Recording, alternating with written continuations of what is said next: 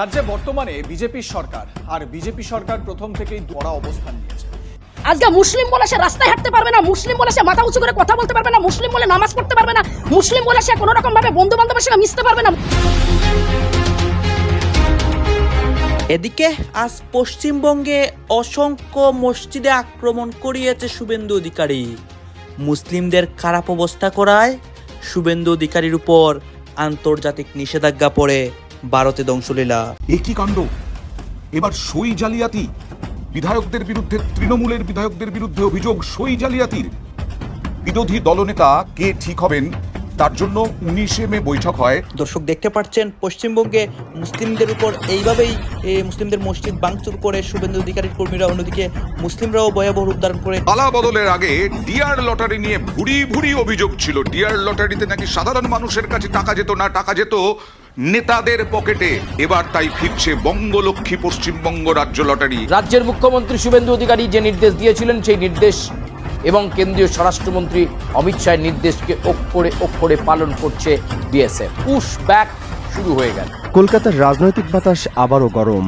কলকাতা হাইকোর্টের প্রবীণ আইনজীবী ও বামপন্থী নেতা বিকাশ রঞ্জন ভট্টাচার্য আবারও সরব হলেন ধর্মীয় মেরুকরণের রাজনীতি নিয়ে। তার বক্তব্যে উঠে এলো গরুর মাংস বিতর্ক, সেকুলারিজম, বিজেপির রাজনীতি। পশ্চিমবঙ্গে বিজেপি সরকারের রাজনীতি নিয়ে এখন সবাই অতিষ্ঠ হয়ে আছে। আজকে শুভেন্দু অধিকারী মুসলিমদের মসজিদে ভয়াবহ একটি ঘটনা ঘটায়। এই ঘটনা ঘটানোর পর হিন্দু মুসলিম মুখোমুখি সংঘর্ষে জড়ায়। দর্শক শ্রোতা, ভারতের পশ্চিমবঙ্গে শুভেন্দু অধিকারী যখন বিজয়ী হয় এরপর থেকে বিভিন্ন বিস্ফোরকমূলক কর্মকাণ্ড করতেছে, মুসলিমদের উপর অত্যাচার করতেছে এবং অসংখ্য পদক্ষেপের মাধ্যমে সে হিন্দুদেরও শত্রু হয়ে দাঁড়ায়। আর আজকে দেখতে পারি বিশ্বের বিভিন্ন মুসলিম দেশ আমাদের এই ভারতের মধ্যে অ্যাকশন নিচ্ছে এবং ভারতের নরেন্দ্র মোদী শুভেন্দু অধিকারীর অনেক খারাপ অবস্থা করে। আপনারা দেখতে পারবেন এই মুহূর্তে নরেন্দ্র মোদীর অবস্থা এবং শুভেন্দু অধিকারীর অবস্থা এবং পশ্চিমবঙ্গে যা যা হচ্ছে সব কিছুই দেখানোর চেষ্টা করবো এই একটি প্রতিবেদনের মাধ্যমে। রাজ্যের মুখ্যমন্ত্রী শুভেন্দু অধিকারী যে নির্দেশ দিয়েছিলেন সেই নির্দেশ এবং কেন্দ্রীয় স্বরাষ্ট্রমন্ত্রী অমিত শাহের নির্দেশকে অক্ষরে অক্ষরে পালন করছে বিএসএফ। পুশ ব্যাক শুরু হয়ে গেল। প্রায় 250 জনকে, 250 জনকে বিজিবির হাতে তুলে দিল। ব্যাগপত্র গুছিয়ে এবার তোমরা আসতে পারো। এই ভারতবর্ষের নাগরিক না হয়েও অনেক কিছু ভোগ করেছে তোমরা, আর নয়। নমস্কার, আমি সুচারু আপনাদেরকে স্বাগত জানাই আজকের বিশেষ প্রতিবেদনে। আর আজকের প্রতিবেদনে আমরা আবার চোখ রাখবো আমাদের রাজ্যের সীমান্তবর্তী অঞ্চলগুলোর দিকে। একেবারে নিয়ম মাফিক সমস্ত নিয়মকে মেনে কাজ শুরু করে দিল বিএসএফ, বর্ডার সিকিউরিটি ফোর্স। রাজ্যের মুখ্যমন্ত্রী শুভেন্দু অধিকারী যে নির্দেশ দিয়েছিলেন সেই নির্দেশ এবং কেন্দ্রীয় স্বরাষ্ট্রমন্ত্রী অমিত শাহের নির্দেশকে অক্ষরে অক্ষরে পালন করছে বিএসএফ। হাকিমপুর, উত্তর 24 পরগনার স্বরূপনগর সংলগ্ন হাকিমপুর যে বর্ডার, সেই বর্ডার থেকে এবার হস্তান্তরের প্রক্রিয়া শুরু করে দিল বিএসএফ। আমরা বলেছিলাম যে খুব বিলম্ব নয়। হোল্ডিং সেন্টার যখন তৈরি হয়ে গেছে এবং সেখানে যখন প্রচুর অনুপ্রবেশকারী, যাদের কাগজপত্র ছিল না, যারা এই ভারতবর্ষের বৈধ নাগরিক নয়, তাদের জমায়েত বাড়ছিল একটু একটু একটু একটু করে। সেই জমায়েত বাড়তে বাড়তে তাদের যে দিন এই ভারতবর্ষে থাকা, এই পশ্চিমবঙ্গে থাকার দিন শেষ হয়ে আসছে, সেটা খুব পরিষ্কার হয়ে গিয়েছিল। হোল্ডিং সেন্টারগুলো তাই প্রস্তুত রাখা হয়েছিল খাবার এবং থাকার বন্দোবস্তে, তবে সেটা সাময়িকভাবে কিছু দিনের জন্য। আর এবার সমস্ত রকম প্রক্রিয়া হয়ে যাওয়ার পরেই তাদেরকে হস্তান্তরের প্রক্রিয়াতে জোর দিয়ে দিল বিএসএফ।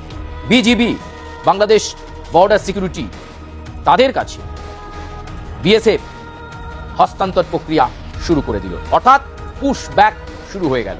আমরা পূর্ববর্তী প্রতিবেদনে বলেছিলাম যে অনুপ্রবেশকারীদেরকে বাংলাদেশে পাঠানোর ব্যবস্থা অত্যন্ত দ্রুত হবে এবং সেই মতো আমরা দেখেছি বিগত 4-5 দিন ধরে জেলার বিভিন্ন যে হোল্ডিং সেন্টারগুলো, সীমান্তবর্তী যে হোল্ডিং সেন্টার, একদিকে মালদা, একদিকে মুর্শিদাবাদ, একদিকে উত্তর 24 পরগনা, একদিকে একেবারে শিলিগুড়ি, এই সমস্ত যে বর্ডার এরিয়াগুলো রয়েছে, যে সীমান্তবর্তী অঞ্চল রয়েছে, সেই সীমান্তবর্তী অঞ্চলগুলোতে মানুষের ভিড় বাড়ছিল একটু একটু করে এবং সেই অনুপ্রবেশকারীদেরকে এবার ফিরিয়ে দেওয়ার যে প্রক্রিয়া, সেই প্রক্রিয়াতে বিএসএফ প্রথম ধাপে প্রায় 250 জনকে, 250 জনকে বিজিবির হাতে তুলে দিল। তার আগে যে সামগ্রিক প্রক্রিয়া, অর্থাৎ বায়োমেট্রিক্স থেকে শুরু করে বিভিন্ন পেপার প্রসেসের প্রক্রিয়া এবং দুপক্ষের মধ্যে ফ্ল্যাগ মিট, এবং সেই ফ্ল্যাগ মিটিংয়ের পর বিএসএফ ওই অনুপ্রবেশকারীদের বিজিবির হাতে তুলে বুঝিয়ে দিল এরা বাংলাদেশি, এরা অনুপ্রবেশকারী, এরা কাগজপত্র ছাড়াই এই পশ্চিমবঙ্গে থাকছিল উত্তর 24 পরগনার বিভিন্ন জেলায়, কেউ দুর্গানগর, কেউ স্বরূপনগর, কেউ বা আবার বিভিন্ন জায়গায় ছড়িয়ে পড়েছিলেন। বিগত 5 বছর, 10 বছর, 15 বছর ধরে তারা থাকছিলেন। কাগজপত্র কিছুই তাদের ছিল না, কিন্তু কোনো না কোনোভাবে তাদের কাগজপত্র তৈরি হয় আধার কার্ড, এবং তারপর তারা সমস্ত পরিষেবাই পাচ্ছিল। এই বাংলার লক্ষ্মীর ভান্ডার প্রকল্পের সুবিধাও তারা পেয়েছে, এমনকি এছাড়াও অন্যান্য প্রকল্পের সুবিধা পেয়েছে এই অনুপ্রবেশকারী। স্পেশাল ইন্টেন্সিভ রিভিশন হওয়ার পর, ভোটার তালিকা থেকে বাদ যাওয়ার পর সবকিছু ঝকঝকে একেবারে আকাশের মতো পরিষ্কার হিসাবে উঠে আসে পশ্চিমবঙ্গের কাছে। আর তারপরই শুভেন্দু অধিকারী তথা অন্যদিকে কেন্দ্রীয় স্বরাষ্ট্রমন্ত্রী অমিত শাহ যেটা বলেছিলেন, ডিটেক্ট, ডিলিট, রিপোর্ট। এই যে 3D, এই 3D এফেক্টে কাজ শুরু হয়ে গেল। বিএসএফ 250 জন অনুপ্রবেশকারীকে বিজিবির হাতে তুলে দিল, এবং এটাও বার্তা দিয়ে দিল আরো আছে তালিকায়, আরো অনেক মানুষ বিভিন্ন হোল্ডিং সেন্টারে রয়েছেন। পেপার প্রসেসের পর আবার ফ্ল্যাগ মিট হবে, আবার ফ্ল্যাগ মিটের পর বিজিবির হাতে বিএসএফ হস্তান্তর করে তুলে দেবে ওই অনুপ্রবেশকারী বাংলাদেশিদের। পশ্চিমবঙ্গ তথা ভারতবর্ষ মানসিকতা বুঝিয়ে দিয়েছে অনুপ্রবেশ মুক্ত রাজ্য, অনুপ্রবেশ মুক্ত দেশ এবং স্মার্ট বর্ডার। আমরা বলেছি স্মার্ট বর্ডারে কিভাবে নজরদারি হবে, কিভাবে পর্যবেক্ষণ থাকবে। नाम जानबूझ के एक गंदा धर्म जो इसने ने बनाया ক্ষুব্ধ এবং মারমুখী ভঙ্গিতে ছড়ে দেওয়া এই একটিমাত্র বাক্যই আজ পশ্চিমবঙ্গের রাজনীতির আকাশে এক ভয়ঙ্কর কালো মেঘের জন্ম দিয়েছে। যে নেত্রী একসময় নবান্নের মসনদ থেকে পুরো বাংলাকে নিজের হাতের মুঠোয় রাখতেন, সেই দাপুটে অগ্নিকন্যা এবং পশ্চিমবঙ্গের সাবেক মুখ্যমন্ত্রী মমতা বন্দ্যোপাধ্যায় আজ আক্ষরিক অর্থেই এক কঠিন আইনি এবং রাজনৈতিক ফাঁদে আটকা পড়েছেন। সনাতনী হিন্দুদের ধর্মে চরম আঘাত, উস্কানি এবং হিংসায় প্ররোচনা দেওয়ার মতো ভয়ঙ্কর সব অভিযোগে তার বিরুদ্ধে দায়ের করা হয়েছে FIR। আর এই অভিযোগের ভিত্তিতেই নড়ে চড়ে বসেছে পুলিশ প্রশাসন, শুরু হয়েছে জোর তদন্ত। 2026 সালের বিধানসভা নির্বাচনের পর বাংলার রাজনৈতিক পট পরিবর্তনের এই রুদ্ধশ্বাস আবহে সাবেক মুখ্যমন্ত্রীর বিরুদ্ধে এমন একটি বিস্ফোরক মামলা যেন প্রমাণ করে দিচ্ছে ক্ষমতার পালাবদল হলেও পুরনো হিসাব নিকাশ এখনও শেষ হয়নি, কেবল শুরু হলো। ঘটনার সূত্রপাত গত 20 মে 2026 শিলিগুড়ি সাইবার ক্রাইম থানায় অত্যন্ত গোপনীয়তা এবং উত্তেজনার মধ্য দিয়ে একটি অভিযোগ দায়ের করেন পেশায় আইনজীবী এবং সমাজকর্মী রিঙ্কি চট্টোপাধ্যায় সিং। ভারতীয় গণমাধ্যম দ্য হিন্দুতে প্রকাশিত প্রতিবেদন অনুযায়ী এই অভিযোগপত্রে এমন কিছু বিস্ফোরক তথ্য এবং প্রমাণ তুলে ধরা হয়েছে যা প্রমাণের কাঠগড়ায় টিকলে সাবেক মুখ্যমন্ত্রীর জন্য এক বিশাল আইনি বিপর্যয়ের কারণ হতে পারে। তাকে জেলে যেতে হতে পারে, জেলে পৌঁছতে হতে পারে। আইনজীবী রিঙ্কি চট্টোপাধ্যায়ের সরাসরি অভিযোগ, মমতা বন্দ্যোপাধ্যায়ের করা একাধিক উস্কানিমূলক মন্তব্য সনাতনী হিন্দুদের ধর্মীয় অনুভূতিতে কেবল আঘাত করেনি, বরং রাজ্যের সংখ্যাগরিষ্ঠ সম্প্রদায়ের মনে এক গভীর আতঙ্ক এবং নিরাপত্তাহীনতার জন্ম দিয়েছে।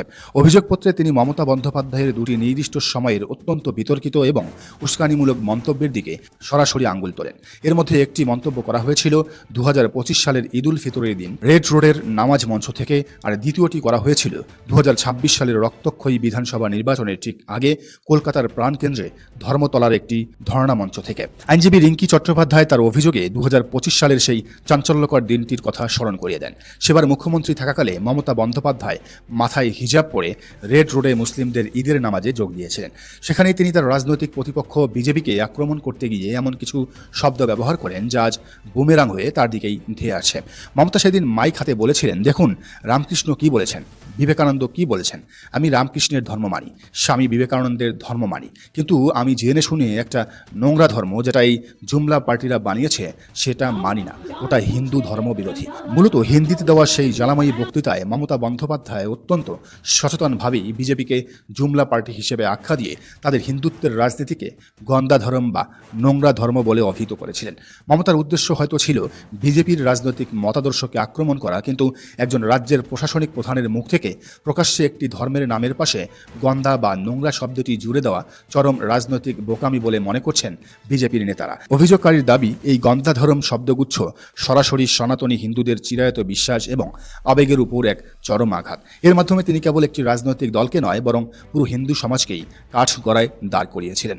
যদি রেড রোডের মন্তব্যটি আগুনের ফুলকি হয়, তবে ধর্মতলার ধর্ণা মঞ্চের মন্তব্যটি ছিল আক্ষরিক অর্থেই এক বারুদের স্তূপ। 2026 সালের বিধানসভা নির্বাচনের ঠিক আগে যখন পুরো বাংলা রাজনৈতিক উত্তেজনায় ফুটছে, তখন ধর্মতলার একটি ধর্ণামঞ্চ থেকে মমতা বন্দ্যোপাধ্যায় যে হুঙ্কার দিয়েছিলেন তা আজও বহু মানুষের মনে আতঙ্কের জন্ম দেয়। সেদিন তিনি অত্যন্ত ইঙ্গিতপূর্ণ ভাষায় বলেছিলেন, একটি নির্দিষ্ট সম্প্রদায় চাইলে 5 মিনিটের মধ্যে অন্যদের শেষ করে দিতে পারে।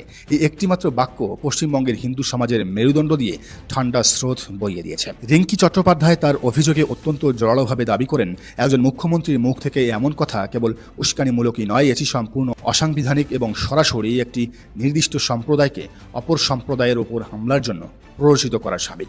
এই বক্তব্য রাজ্যের সাম্প্রদায়িক সম্প্রীতি নষ্ট করার এবং দাঙ্গা বাঁধানোর এক ভয়ঙ্কর মাস্টার প্ল্যান ছিল বলে অভিযোগপত্রে উল্লেখ করা হয়েছে। একই কাণ্ড, এবার সই জালিয়াতি। বিধায়কদের বিরুদ্ধে, তৃণমূলের বিধায়কদের বিরুদ্ধে অভিযোগ সই জালিয়াতির। বিরোধী দলনেতা কে ঠিক হবেন তার জন্য 19শে মে বৈঠক হয়। সেই বৈঠকে শোভনদেব চট্টোপাধ্যায় বিরোধী দলনেতা হবেন বলে ঠিক হয়, এবং সেই ঠিক হওয়ায় যে তালিকা, সেই তালিকায় স্বাক্ষর করতে হয় বিধায়কদের। 30 জন বিধায়ক হলে পরেই যদিও বিরোধী দলনেতা হন, কিন্তু এখানে 80 জন বিধায়ক যারা সই করেছেন, অনেকেই অনুপস্থিত ছিলেন। সেখানে যারা অনুপস্থিত ছিলেন অনেকেরই সই জাল, জাল করে সই। অবাক কাণ্ড, একই কাণ্ড। আমরা দিনের পর দিন দেখছি পালা বদলের পর চুরি চুরি চুরি, ভয়ঙ্কর টাকা চুরি, ভয়ঙ্কর তোলাবাজি, কাটমানি, একের পর এক অভিযোগ সামনে আসে। পালা বদলের আগেও এসেছে, কিন্তু এবার একেবারে চোখের সামনে চলে এলো চুরি। কারো বাড়ি থেকে 2 কোটি টাকা, কারো বাড়ি থেকে কয়েক কোটি টাকা, কারোর পেল্লাই বাড়ি, কারোর বাগান বাড়ি, কারোর রাজপ্রাসাদ। এই সবের পরে এবার বিধানসভায় বিরোধী দলনেতা ঠিক করার জন্য তৃণমূলের বিধায়কদের সই জাল। ভয়ঙ্কর কাণ্ড। একটু প্রথমে বলে নিই যে এই সই জাল যার বিরুদ্ধে অভিযোগ উঠবে, বিধানসভায় বিধায়ক পদ খারিজ তো হবেই, তার সঙ্গে সঙ্গে 8A ধারায় বলা আছে 2 বছর বা তারও বেশি জেল খাটতে হবে। অর্থাৎ তৃণমূল কোনো বিধায়কের যদি দোষী হন, অভিযুক্ত হন, তার বিধায়ক পদ তো খারিজ হবেই, তার সঙ্গে সঙ্গে 2 বছর বা তার বেশি জেলও হতে পারে, এরকমটাই বলা আছে। এবার বলি কি হয়েছে। হেয়ার স্ট্রিট থানায় অভিযোগ দায়ের হয়েছে বিধানসভার তরফে সই জালের। কিভাবে ধরা পড়ল? 6ই মে প্রথমে 4 মে ভোটের ফল ঘোষণা হয়। 6ই মে কালীঘাটে মমতা বন্দ্যোপাধ্যায়ের বাড়িতে জয়ী বিধায়কদের বৈঠক ডেকেছিলেন তিনি, এবং সেই বৈঠকে পরিষদীয় দলের নেতা, উপনেতা, মুখ্য সচেতক কে হবেন মমতা বন্দ্যোপাধ্যায় বলেন তা ঠিক করুন আপনারা। এবং দলনেত্রী মমতা বন্দ্যোপাধ্যায় ঠিক করেন, শোভনদেব চট্টোপাধ্যায়কে বিরোধী দলনেতা, নয়না বন্দ্যোপাধ্যায় ও অসীমা পাত্রকে উপদলনেতা। রাজ্যে বর্তমানে বিজেপি সরকার, আর বিজেপি সরকার প্রথম থেকেই দুর্নীতির বিরুদ্ধে কড়া অবস্থান নিয়েছে। এবার পূর্ব বর্ধমান জেলা পরিষদে বিগত 15 বছরে কোটি কোটি টাকা দুর্নীতি ও প্রতারণার বিস্ফোরক অভিযোগ তুলে সরব হলেন বিজেপি বিধায়ক ও বিজেপি জেলা সভাপতি। জেলা পরিষদে গিয়ে দায়িত্বপ্রাপ্ত অতিরিক্ত জেলা শাসক প্রতীক সিং এর হাতে তারা দুর্নীতি সুনির্দিষ্ট তথ্য নথিপত্র তুলে দিয়েছেন বলেও জানান বিজেপি নেতৃত্ব। এই ঘটনার তদন্ত ও দোষীদের কঠোর শাস্তির দাবিও জানিয়েছেন তারা। অভিযুক্তদের তালিকায় রয়েছেন জেলা পরিষদের সভাধিপতি শ্যামাপ্রসন্ন লোহার, সহসভাধিপতি গার্গী নাহা সহ শিক্ষা কর্মাধ্যক্ষ শান্তনু কোনার এবং প্রাক্তন এডিএম জেলা পরিষদ শুভলক্ষ্মী বসু। বিধায়ক তাদের ডাকাত বলে অভিহিত করেন, বলেন জেলা পরিষদে একই প্রজেক্ট ঘুরিয়ে ফিরিয়ে বারবার দেখিয়ে টাকা তোলা হয়েছে, কাজেই দুর্নীতি হয়েছে কোটি কোটি টাকার, বেশি হয়েছে রাস্তায় দুর্নীতি। বিজেপি বর্ধমান সাংগঠনিক জেলা কমিটির সভাপতি অভিজিৎ তা, কাটুয়া সাংগঠনিক জেলা কমিটির সভাপতি স্মৃতিকণা বসু এবং ভাতারের বিধায়ক সৌমেন কারফার নেতৃত্বে বিজেপির একটি প্রতিনিধি দল পূর্ব বর্ধমান জেলা পরিষদে পরিদর্শনে যান। সেখানেই সাংবাদিকদের মুখোমুখি হয়ে বিজেপি বিধায়ক সৌমেন কারফা বলেন, ত্রিস্তর পঞ্চায়েতে তৃণমূলের নেতারা যারা দুর্নীতি করেছেন তারা গ্রেপ্তার হচ্ছেন। এখানেও দুর্নীতির ঘটনা আছে। প্রাক্তন এডিএম জেলা পরিষদ শুভলক্ষ্মী বসুর প্রত্যক্ষ ও পরোক্ষ মদতে কোটি কোটি টাকার দুর্নীতি হয়েছে। শুভলক্ষ্মী বসু বদলি হয়ে যাওয়ার সময় এডিএম জেলা পরিষদের অফিসিয়াল পার্মানেন্ট কর্পোরেট মোবাইল নম্বরও তিনি নিয়ে চলে যান। সেই ফোন নাম্বার ব্যবহার করে তিনি দূর থেকে জেলা পরিষদ সিন্ডিকেট চালাতেন বলে অভিযোগ বিধায়কের। তবে 4 মে ফলাফল ঘোষণার পর এই সিম তিনি বন্ধ করে দিয়েছেন বলে দাবি সৌমেন কারফার। বিজেপি বিধায়ক সৌমেন কারফা কি অভিযোগ করছেন শুনুন। জেলা পরিষদ এসেছিলাম আমরা, এটা তো গোটা পূর্ব বর্ধমান জেলার বিষয়, সেজন্য আমরা এসেছিলাম। আমাদের সঙ্গে সাংগঠনিক জেলার দুটো সভাপতির এখানে কি কথা হচ্ছে, অনেকে এখানে অনেক কথা বলতেছে, বিশেষ করে এখানে দেখতে পাচ্ছি আমরা দেশের রাজনীতির প্রেক্ষাপট নিয়ে কথা হয়, আর অনেক বিষয় নিয়ে কথা হয়। এই বিষয়গুলো দেখে এবং ভারতের রাজনীতি নিয়ে আপনার মন্তব্য কি, আপনার গুরুত্বপূর্ণ মন্তব্যটা অবশ্যই আপনারা আমাদের কমেন্ট বক্সে লিখে যাবেন। সর্বশেষে আপনাদের কাছে আমাদের রিকোয়েস্ট থাকবে, আপনারা আমাদের চ্যানেলে নতুন দর্শক হয়ে থাকলে চ্যানেলটি সাবস্ক্রাইব করবেন এবং পাশে থাকা বেল বাটনটি বাজাবেন যাতে করে নেক্সট ভিডিওটা সবার আগে আপনাদের কাছে পৌঁছে যায়। ধন্যবাদ।